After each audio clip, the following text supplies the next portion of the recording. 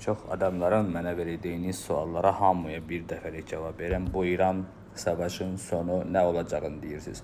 Bu İran başlayacağını, sonu da nə olacağını demiş bir adamam. Açın keçmiş videolarda baxın. Nadim Alixanov ofisial Instagramda çoxdur.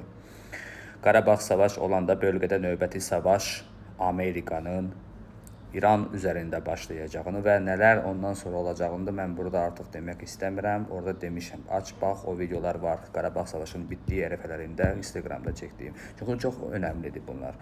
Biz Türklərin, bunların araşdırmacılara baxaraq bunları danışmırıq. Mən burada dediyim tarixə qədər savaş deyən adamam. Mən Simpsona, ona buna baxan adam deyiləm. Qısa ipucu verirəm. Bu başladı, bu Ukrayna kimi başladı, Filistin kimi deyil. Bunun sonucu başqa bölgələrə, başqa ölkələrə də gedib çıxacağı qədər 3-cü Dünya Savaşının bitəcəyi bir sonuc olacaq.